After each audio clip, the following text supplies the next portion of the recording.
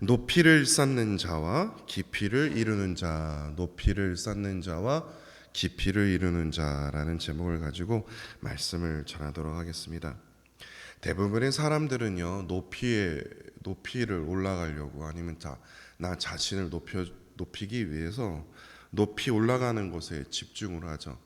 어떻게 하면 진급을 하려고, 어떻게 하면 돈을 많이 쌓으려고, 어떻게 하면 더 넓은 집을 이제 이사하려고 뭐 그런 꿈을 꾸지 않습니까? 뭐 그게 잘못된 것이 아니지만, 근데 우리가 항상 높이를 올라가려고 애를 쓸 때 우리가 항상 기억해야 될 게 무엇이냐면, 높이는 항상 위에만 있는 것이 아니다라는 거예요. 돈만 계속 높고, 학력만 계속 높이고, 집만 계속 높이고, 뭐 차는 제일 좋은 차 계속 높이가 올라가는 것도 중요합니다. 예, 오해하지 마세요. 예. 근데 자꾸만 우리가 높이를요, 자꾸만 위로만 생각을 한다는 거예요. 아래에도 높이가 있거든요. 높은 고층의 건물일지라도요, 지하를 한번 내려가 보세요. 얼마나 깊은지 모릅니다. 다시 말해서 기초가 없다면 그 건물뿐만 아니라 인생도 쉽게 무너진다라는 거죠. 그러니까 제가 자주 말씀드리는 건데요, 깊이 없는 높이는 존재할 수 없다라는 거죠. 근데 이 원리는요, 우리의 삶 속에서 얼마나 중요한지 아십니까, 여러분? 사람들이 그 넓게 친분을 쌓는 게 관계의 높이라면, 그 친분을 쌓은 만큼 화해하고 또 용서하고 사랑하고 섬기는 것이 바로 이 깊이라는 거예요. 지식을 많이 쌓는 것이 만약에 높이라고 한다면요, 아는 만큼 뭡니까? 겸손해지고 아는 만큼 행하는 것, 그것이 바로 깊이이죠. 예수님 당시에 사람들은요, 이 신앙의 높이를 쌓는 데 아주 집중하고 있었습니다. 오늘날 세상과 별로 다르지 않습니다. 그래서 율법을요, 아주 그냥 그 수많은 율법을 600개도 넘는 그 율법을 달달달달달달달 외웠어요. 그냥 툭 찌르면 툭 나올 정도로 우리가 구구단 외우듯이요. 그분들은 구구단이 율법이었던 것 같아요. 쿡 찌르면 쿡 나올 정도로. 그래서 그 당시에 그 율법을 연구하고 가르치는 종교 지도자들이 되게 많았다고 합니다. 그래서 많이 아는 만큼 뭡니까?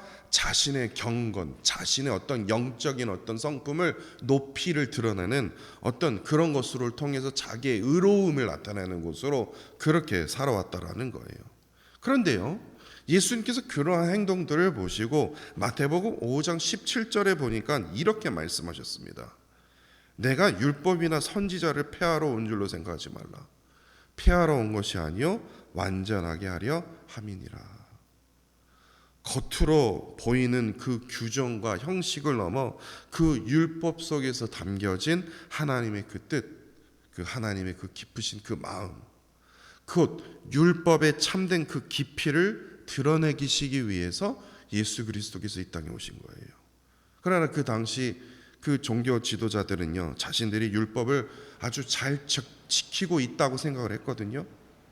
더군다나 율법을 어느 누구보다 더 잘 알고 있다고 생각했기 때문에 다른 사람들을 이제 그 율법에 대해서 가르치면요, 자신이 그 가르침을 받는 자보다 자신이 더 월등하게 더 높다고 생각했다라는 거예요. 그런 종교 지도자들을 향해서 예수님께서 말씀하시기를 회칠한 무덤이다. 이거 엄청나게 심한 욕인 거예요. 저주인 거예요. 왜냐?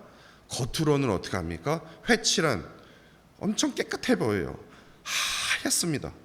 그러나 그 안을 들여다보면, 뭐 안을 들여다볼 사람 없겠지만 그 무덤의 안을 들여다보면 뭐 들여다봐야지 압니까?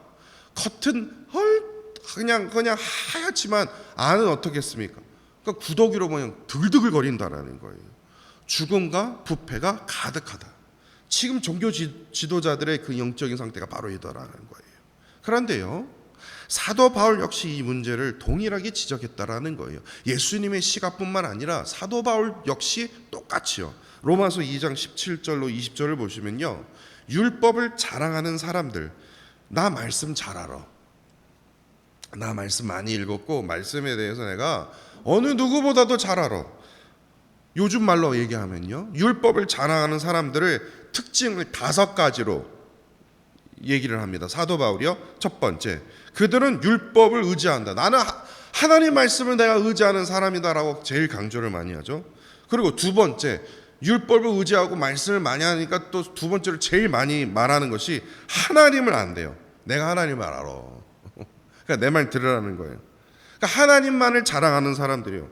여기까지 문제 없지 않습니까? 되게 건강해, 되게 영적으로 있어 보이지 않습니까? 세 번째로 율법을 통해서, 하나님의 말씀을 통해서 하나님의 뜻을 안다고 얘기를 합니다. 그리고 네 번째, 율법의 가르침을 통해서, 말씀을 통해서 선과 악을 분별할 수 있다고 이제 그렇게 생각을 합니다. 그리고 다섯 번째, 자신들을 맹인의 길에, 영적으로 보지 못했던 것을 맹인의 길에서 인도하는 자요, 어둠에 있는 자를 빛으로 인도하는 자요, 어리석은 자의 교사요, 어린아이의 선생이라고 이제 부르기 시작합니다. 그게 5가지의 특징이에요. 율법에 빠진 자들이요, 말씀에 빠진 자들이요. 겉으로 보면 뭐가 잘못되어 있습니까? 저도 어느 것 하나 부족한 점이 하나도 없다라는 거예요. 그런데 문제는 문제는 뭐냐면, 겉으로는 참으로 훌륭한 모습이죠. 전혀 문제가 없지만 그 내면을 향해서 지금 사도 바울이 지적을 하고 있는 거예요. 뭐냐? 로마서 2장 21절과 23절 말씀입니다. 제가 읽어드릴게요. 그래, 5가지 아름답다 이거다. 그래, 그러면 다른 사람을 가르치는 내가 왜 네 자신을 가르치지 않느냐라는 거예요. 도둑질하지 말라 선포하는 내가 너는 왜 도둑질하니? 간음하지 말라 말하는 내가 왜 너는 간음을 하냐? 우상을 가증히 여기는 너가 너는 왜 우상을 섬기니? 왜 남의 물건을 훔치니? 율법을 자랑하는 내가 왜 율법을 범함으로 하나님을 욕되게 하느냐라는 거예요. 그러니까 겉으로는요, 나 하나님 알아, 나 하나님의 뜻대로 내가 살아, 내가 선과 악을 얼마나 내가 잘 구별하는 줄 알아? 이게 하나님의 뜻이야. 지금 김유한 목사를 얘기하는 거예요. 여러분들, 제가 그런 사람 아닙니까? 말씀에 대해서 더 잘합니다. 말씀에 대해서 저 매번마다 2번, 일주일에 2번씩 부담스럽지만 맨날 설교 준비합니다. 구역 예배 만듭니다. 저 그런 사람이에요. 그런데 사도 바울이, 아니 하나님께서 하시는 말씀이, 야 너는 왜 그렇게 가르치면서 왜 너는 도둑질하니?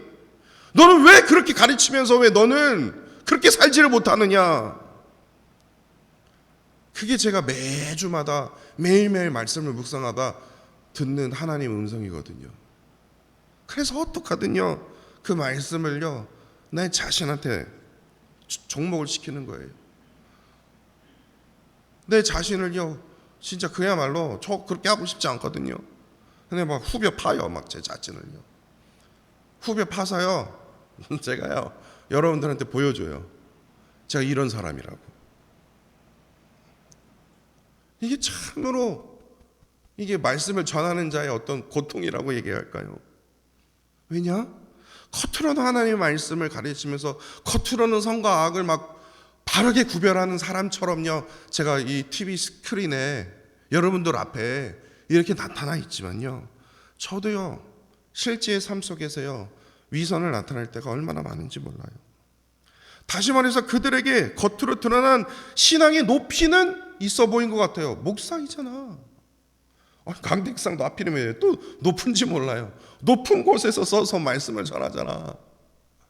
높은 곳에 있는 거 있지만 하나님 앞에서 나 자신은 깊이가 존재하고 있는지, 이것을 돌아보게 된다는 거예요. 이런 의미에서 오늘 본문 말씀에 등장하는 이 바리새인들의 모습이 참으로 어리석게 느껴지지 않습니까? 여태까지 지금 계속해서 이제 큐티해 보셨던 분들은 아실 겁니다. 그냥 오로지 나 자신을 인정해 달라고. 내가 얼마나 높은 사람인 줄 아십니까?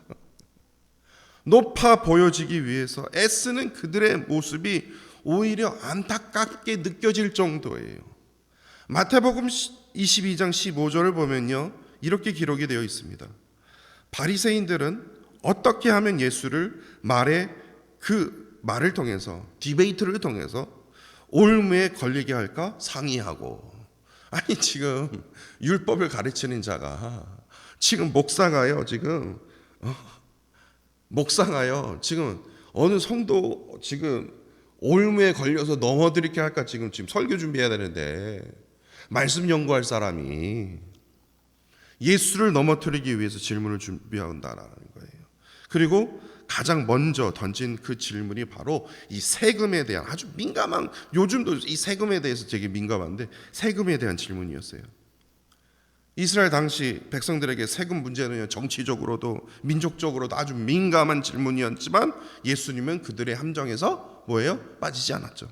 그러자 이번에는요, 바리새인들보다 좀 높이, 더 솔직히 좀 지위적으로는 높이 있었던 사람들이거든요. 사두개인들이 나서기 시작합니다. 이제 내일이요, 제가 바리새인과 사두개인들의 그 차이를 제가 조금 쉽게 설명을 해드릴게요. 바리새인보다 좀 더 높에, 아이 저놈들, 아이고 이런 걸 질문이라고 하냐? 사두개인들이 나서기 시작합니다. 그들은 부활을 믿지 않거든요. 그래서 예수님께 부활에 대한 질문을 합니다. 왜냐? 그만큼 오랫동안 우리는 부활을 믿지 않겠다. 왜냐? 이러한 선조들의 그러한 자료들이 있기 때문에.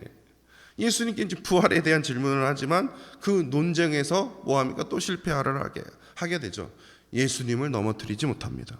그리고 결국에 오늘 말씀은요, 마지막으로 또 바리새인이 나서기 시작합니다. 이번에는요, 바리새인들 중에요, 율법이 아주 능통한 사람이에요. 아주 똑똑한 사람이에요. 그 사람을 대신해서 보냅니다. 그것도 질문도 되게 유치합니다.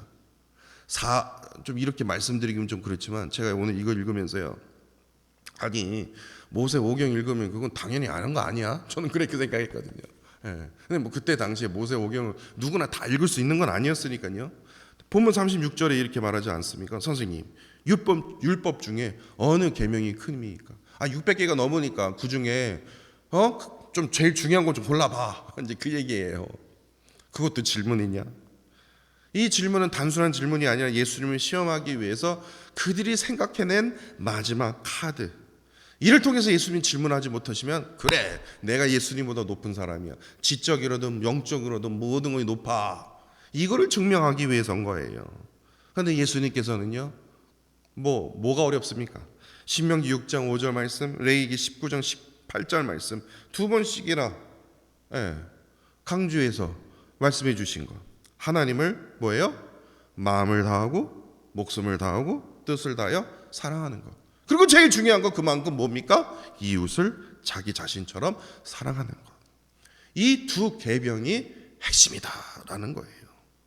근데 예수님의 그 대답이 얼마나 분명하고 지혜로웠는지 오늘 본문과 같은 장면을 담고 있는 마가복음 12장 32절을 보시면요, 옆에 있었던 한 서기관이 가만히 있어야 되는데 지금 자신도 예수님을 시험하기 위해서 예수님이 어떻게 답변하시나 옆에서 구경하러 왔는데 예수님이 그 대답에 자신도 놀랍니다. 그래서요, 자연스럽게 여기서 나설 이유가 없는데 옆에서 구경하다가 듣다가 어떻게 합니까? 올소이다! 라고 얘기를 하는 거예요. 오, 예수님의 말씀이 맞아요. 기가 막히네. 옆에서 옆에 이렇게 끼어든 거예요. 그만큼 예수님의 대답이 너무나 정확했기 때문에 자기 스스로도 인정할 수밖에 없었다라는 거예요. 이제는요, 예수님이 계속 질문만 받으시지 않았습니까? 이제는 반대로요, 예수님이 바리새인들에게 질문을 합니다. 여기서 조금 더 집중하기를 원합니다. 조금 어렵지 않습니까? 42절에요. 너희는 그리스도에 대하여 어떻게 생각하느냐? 그리스도가 누구의 자손이냐? 라는 질문입니다. 그랬더니 바리새인들이 주저없이 이렇게 말합니다. 다윗의 자손이니이다. 왜냐? 그렇게 들었거든요. 다윗의 자손이라고? 그래? 그러면 시편 110편 1절을 인용하시면서 45절에서 본문 45절에서 이렇게 한 거예요. 다윗이 그리스도를 주라 칭하였은즉 어찌 그의 자손이 되겠느냐라는 거예요. 이게 무슨 말이냐면, 그래? 그리스도가 그러면 다윗의 자손이면 할아버지 다윗이 쉽게 얘기하면요, 할아버지 다윗이 어떻게 자기 후손에게 주님, 주여라고 부를 수 있겠느냐 이거예요. 이게 말이 되냐?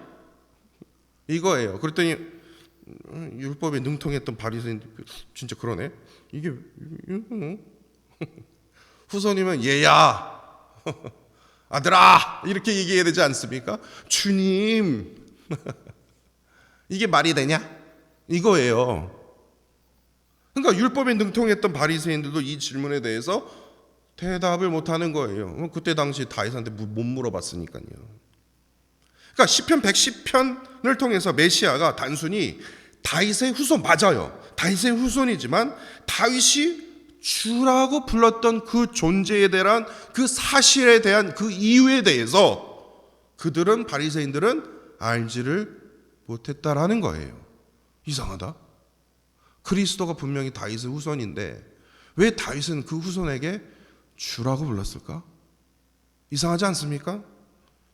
이거 잘못됐던 거야. 그러면 성경에 대해서 완전히 지금 이건 권위를 떨어뜨리는 일이고, 다윗이 잘못됐다 그러면 내가 믿는 그 왕, 거의 그 하나님 다음으로부터 그냥 더 높이 샀던 그 다윗에 대해서 지금 완전히 그 이름을 더럽히던 일이고, 이걸 어떻게 얘기를 해야 되지? 왜 주라고 불렀지? 아들아라고 불러야지? 그렇지 않습니까? 인간적으로 생각하면요. 근데 예수님은 분명히 다윗의 자손으로 이 땅에 오셨죠. 다윗의 자손입니다. 성경에도 기록되어 있듯이요. 근데 동시에 이거를 바리새인들은 아예 잊고 있는 게 아니라 무시했어요. 뭡니까? 다윗의 자손이지만 동시에 인간의 왕이 아니라 뭡니까? 하나님의 아들이신 메시아. 그 부분을 싹 뺀 거 아닙니까? 근데 다윗은 그것을 믿었거든요. 그러니까 예수님은요, 참 인간인가 동시에 뭡니까? 참 하나님이신다라는 거예요. 그런데 바리새인들은 뭐예요? 참 인간인 건 알아.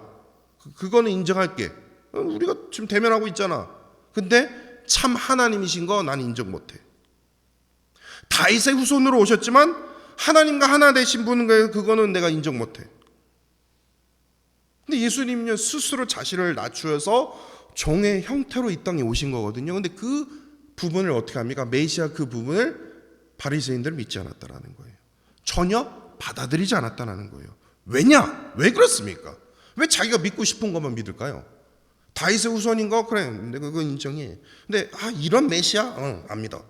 왜냐? 메시아라면 겉으로 드러나는 그 권세와 그 능력을 깊이가 아니라, 십자가의 깊이가 아니라 뭡니까? 백마탄 왕자처럼요, 높이로만 이해하기 때문에 그래요. 인생을요, 높이로만 쌓아가는 그 인생이기 때문에 어떻게 화해해야 되는지, 어떻게 참아야 되는지, 어떻게 사랑해야 되는지, 어떻게 섬겨야 되는지, 어떻게 살아야 하는지 그것을 몰랐다라는 거예요. 왜냐? 높이 올라가는 데만 신경 썼거든요. 그들의 관심은 하나님께서 이루신 그 구원의 그 깊이가 없었어요. 눈에 보이는 정치적 그 권력의 높이에만 있었다라는 거예요. 어떻게 구약을 읽으면서 그렇게 읽을 수 있을까? 그렇게 읽을 수 있어요. 사랑의 하나님을 그 구약 말씀을 통해서 전혀 느끼지 못한다라는 거예요. 그래서 그들은요, 로마의 지배에서 자신들을 해방시켜줄, 나 자신을 높여줄 그 정치적 메시아를 기대하고 있었기 때문에 죄에서 우리를 구원해 십자가를 지셔 3일 만에 부활하셔. 웃기는 소리 하고 있네. 깊이 있는 구원의 메시아 나는 차버릴 거야. 관심이 없었다라는 거예요. 결국에 그들은요, 다윗의 후손, 우리를 높여줄 그 메시아, 그거는 기다렸지만 목수의 아들? 이게 말이 되냐? 더군다나 나사렛 출신, 베들레헴의 출신, 예수의 그 메시아를 받아들일 수가 없었다라는 거예요. 그러니까 겉으로 드러나는 그 권세의 그 높이만 간절하게 바라보고 있었을 뿐 십자가의 그 구원의 깊이는 어떻게 합니까? 알아보지 못했다라는 게 그들의 가장 심각한 문제점이죠. 저는 아직 유럽에 가보지 못했지만요, 유럽에 가보면요, 수많은 정말 우아할 정도로 교회만 보면요, 너무나 아름다운 그런 교회 건물들을 볼 수 있습니다.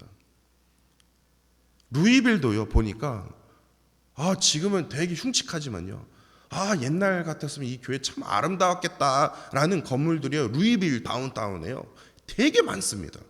저도 이렇게 유심히 보니까 교회 건물들이, 아름다운 교회 건물들이 되게 많더라고요. 되게 높아요. 야, 저걸 지으려면 진짜 돈 많이 들었겠다라는 생각이 들 정도로. 근데 지금 가보면요, 아주 흉측합니다. 근데 유럽은요, 어떻게 하든 그게 자기 자존심이어서인지 몰라도 막 너무 아름답게 꾸며야 되지 않습니까? 그런데 여러분들 가보신 분들은 아실 거예요. 저는 가보지 못했지만요, TV로 봤지만 너무나 안타깝게도 그 수많은 아름다운 예배당들이 진짜 하나님을 예배하는 그러한 예배당입니까? 그러한 예배당입니까? 이스라엘 가봤더니요, 예수님이 여기서 기적을 베푸신 곳이래요. 예수님이 태어나신 곳이래요. 장로 베드로 장모가 났던 곳이래요. 하여튼 예수님이 기적 베푸신 곳마다 예배당을 만들어 놨더라고요. 너무 좋지 않습니까? 그러면 그곳에 예배를 드려야 되는데 예배 드리는 게 아니라 아주 그냥 문 열자마자 딱 정 가운데 뭐가 있는 줄 아십니까? 도네이션 바구니가 있어요. 이게 무슨 교회인지 이게 무슨 예수님 무슨 구걸하러 오셨어? 저도 한 푼이라 안 냈지만 화나서 안 냈어요. 저도 돈이 있었지만 안 냈어요. 아니 무슨 교회가 이래? 모르겠어요. 예배를 드리는지 안 드리는지는 저는 확인해 보지 않아서 모르겠지만 너무나 안타깝더라고요. 예배당이요, 어떻게 된 줄 아십니까? 관광지가 돼버렸어요. 여러분들이 그거 아십니까? 카페를 만들기 위해서 예배당만큼 좋은 데가 없대요. 그거 아세요? 예배당만큼 무너진 교회를 예배당으로 만들면 아주 그냥 스테인레스 그부터 시작해갖고 너무나 아름다. 손볼 필요가 없다라는 거예요. 그냥 카페로 만들면 그냥 끝장난대요. 예배 장소라기보다는 관광지로 변해버렸던 거 여러분도 아십니까? 왜 이런 일이 일어났을까요? 여러 가지 이유가 있겠죠. 그런데 그 역사 속에서 한 가지 힌트를 우리가 발견할 수 있습니다. 그게 바로 아까 제가 앞서 말씀드린 깊이보다요, 높이요. 어느 나라 왕이 예배당 지었대. 그래? 높이가 얼마냐? 이만큼이요. 그래? 그럼 우리는 이거보다 더 높게 지어라. 그랬거든요. 어떻게 하든 몇 센치, 몇 미터 막 더 높게 지으려고요. 아주 혈안이 되어 있었어요. 야, 그 안에 뭘 그렸대? 그러면 누가 뭘 그렸대요? 그럼 우리는 이만큼 또 이만큼 그리고요. 그런데 미쳐 있었거든요. 그러니까 유럽의 그 역사 속에서 그 왕들과 권력자들은요, 하나님을 예배하는 그 교회보다는요, 다 그런 건 아니지만요, 자신들의 그 권위와 도시의 그 위상을 드러내는 상징적인 교회를 지어야 된다. 상징적인 거예요. 그 건물을 통해서 왕이 드러나고 거기에 있는 사람들이 드러나고 이런 데로 빠졌다라는 거예요. 그렇기 때문에 교회는 점점 더 크고 더 높고 더 화려하게 지어지는 것이 더 중요한 과제가 되었다라는 거죠. 그 결과 막대한 돈과 시간을 들여 다른 도시보다 더 웅장한 교회를 세우라는 그 경쟁, 결국에 그 끝이 어떻게 됩니까? 관광 교회로 되어버렸다는 거예요. 이런 역사적 모습을 살펴보면요, 오늘 우리에게도 아주 중요한 질문을 던질 수 있습니다. 저도 몰랐어요. 대한민국에 그렇게 큰 교회가 있는지도요. 저도 몰랐습니다. 대한민국에 그렇게 수많은 교인들이 모이는 교회가 우리 대한민국에 있는지도요. 그것이 자랑할 거리인가? 자랑할 수도 있죠. 어떻게 보면 되게 자랑스러울 수도 있습니다. 그러나 그것이 하나님을 기쁘시게 하는 일일까라는 생각이 들었습니다. 성도 수가 가장 많이 모이는 교회라는 것이 이게 그만큼 자랑할 거리인가? 만약 우리가요 여전히 높이만을 자랑하고 있다면 오늘 우리는요 오늘 본문의 말씀에 나타난 이 바리새인들과 크게 다르지 않을 수도 있다라는 거예요. 왜냐? 하나님께서는요 하나님께서 보시는 것은 겉으로 드러난 그 높이가 아니라 뭡니까? 깊이거든요. 우리의 마음을 보시거든요. 교회 안에서 직분이 높아지고 이를 통해서 사람들에게 인정을 많이 받게 되고 이것이 높이라면요 하나님 앞에요 나 자신의 그 죄를 날마다 돌이켜보면서 돌아보면서 회개하면서 말씀 앞에 나 자신을 낮추는 게 바로 깊이 있는 신앙이라는 거예요. 성경을 많이 읽어서 성경의 지식이 많이 쌓이는 것이 나의 신앙의 높이라고 한다면 그 말씀을요 한 말씀이라도 그 말씀을 통해서 내 마음이 찔려요. 그 말씀 때문에 내가 이렇게 살기 싫고 이렇게 하기 싫어도요 이 말씀에 내가 순종함으로 내 삶에 변화가 일어난다라는 거예요. 이 말씀 한 구절 때문에 정말 내가 저 사람 사랑하기 싫거든요. 나 저 사람 진짜 섬기기 싫거든요. 근데 하나님 내가 이 말씀 때문에 제가 이 악물고요 제가 그분 더 사랑하게 할게요. 더 섬기게 할게요. 이게 뭡니까? 신앙의 깊이라는 거예요. 저도 압니다. 이 말이 얼마나 잔인한 말인지요. 제가 이걸 해보니까요 와 이거 너무 잔인하다. 속이 터지더라고요. 근데 결국에는요 그렇게 행하면요 그 십자가의 영광을 하나님께서 반드시 이루어지게 하시더라고요. 십자가 앞에 무릎 꿇는 그 기적을 행하시더라고요. 왜 나만 십자가 지어야 됩니까 하나님? 왜 나만 이 말씀을 통해서 나만 왜 희생을 해야 됩니까? 왜 나만 눈물 흘려야 됩니까? 계속 해보세요. 저도 압니다. 이거 너무나 잔인한 말 알아요.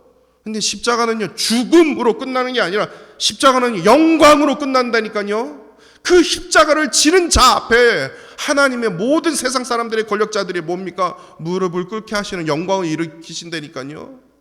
그렇기 때문에 우리는 높이를 쌓는 신앙인이 아니라 뭡니까? 십자가의 깊이를 쌓는 신앙인이 돼야 돼요. 그 말씀 때문에 그 한 구절 때문에 내 마음이 찔리십니까? 아이 찔려, 아이 싫어. 그럴 수도 있죠. 자연스러운 현상입니다. 근데 그 말씀이 너무 찔르면요 더 찌르게, 더 피나게, 예수님처럼 아주 피 철철 나게 십자가 지고 한번 가보세요. 철저하게 내 자신이 그냥 막 누더기가 될 정도로 그 사람 사랑해 보세요. 헌신해 보세요.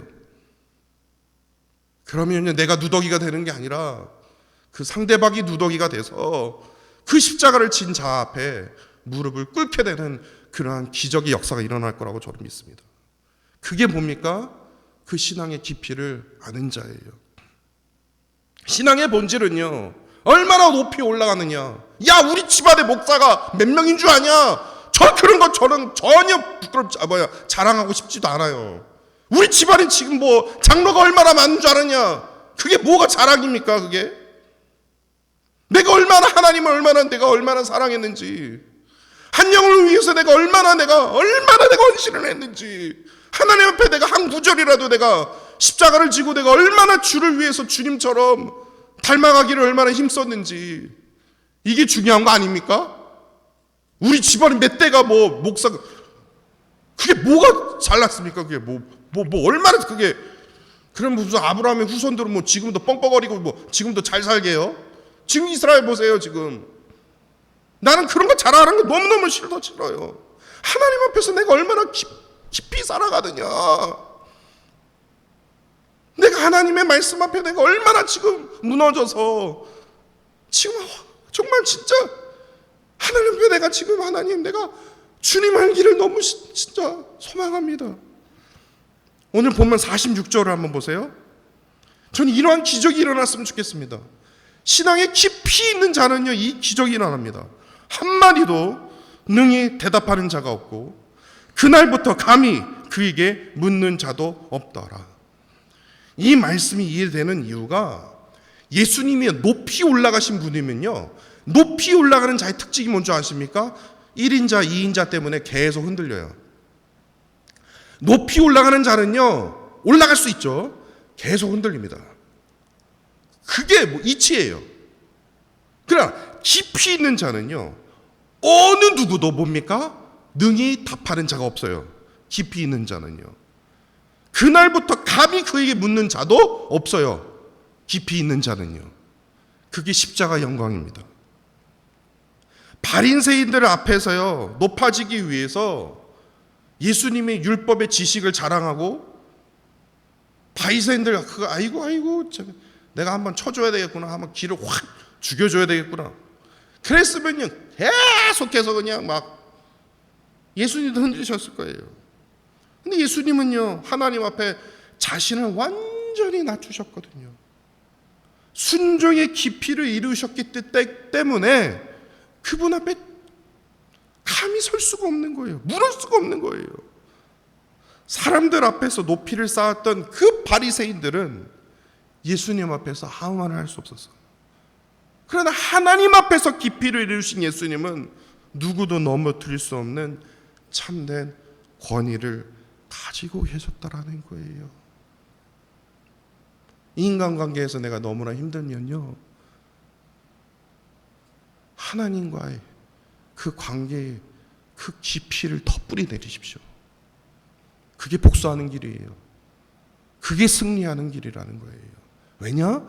하나님이 이루시거든요. 하나님이 해결하시거든요. 그 대표적인 예가 누굽니까? 야곱이에요. 천사와 씨름하던 야곱이요. 에서와 씨름했습니까? 아니, 세상 사람들이 생각하면, 아니, 에서랑 씨름을 해야지, 전쟁이 일어나든 뭐를 하든. 나 같으면 나도 힘이 있으니까 가축 팔아서 군대 사서 애굽이랑 한판 떠야 되겠다, 그래야 되는 거 아닙니까? 진짜 남자라면요. 지금 뭐 하는 겁니까? 지금 천사와 씨름을, 누구 아는 사람도 아니고 뭐 씨름하다가 왜 저렇게 절룩거리세요? 왜? 얼마나 답답합니까? 그런데 그 에서가 그 야곱 앞에 하는 행동을 한번 보세요. 하나님의 무릎을 꿇게 하시잖아요. 하나님이 해결하게 하시잖아요. 우리가 진짜 진정으로 씨름하면서 무릎 꿇어야 할 사람은 누굽니까? 하나님이라는 거예요. 왜냐? 깊이를 쌓아야 되거든요. 진짜 축복을 주시는 분은 나의 잔머리가 아니구나. 여태까지 내 잔머리로 계속해서 살아왔는데 이 라반의 잔머리가 와 장난 아니네. 그런데 어떻게 해요? 야곱이요, 아주 그냥 자기 잔머리를 더 써갖고 그 삼촌보다 더 뛰어나잖아요. 잔머리 가지고 이제 재산을 이렇게 쌓았더니 나중에 결국에 그 잔머리도 이제는 안 되는 거, 형 에서 앞에도 안 되는 거예요. 그러니까 어떻게 합니까? 하나님, 당신이 나를 축복해 주시지 아니하면 내가 너를 놓지 않겠습니다. 이러한 간절함이 있어야 되는 거예요. 이게 바로 깊이 있는 신앙이라는 거예요. 겉으로 드러나는 높이를 쌓는 신앙이 아니라 하나님 앞에 깊어지는 신앙이 되어야 된다는 겁니다. 하나님 앞에서요. 오직 하나님 앞에서요. 그렇기 때문에 신앙의 높이가 아니라 신앙의 깊이를 우리는 날마다 생각해야 되며, 그 깊이를 위해서 우리는 날마다 하나님 앞에 더 가까이 가며, 나에게 주어진 그 십자가 진짜예요. 정말 잔인합니다. 저도 압니다. 너무나 아파요. 진짜.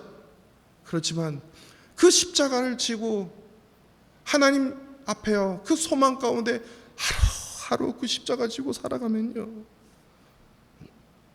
그 십자가, 내 아픔 주는 그 영혼이요, 그 십자가 앞에 무릎 꿇게 되는 그러한 역사를, 그러한 일들을 하나님께서 행하신다라는 거예요. 날마다 그 신앙의 깊이를 날마다 하나님 앞에 세워가시는 저와 사랑하는 성도 여러분들이 되시기를 간절히 원합니다.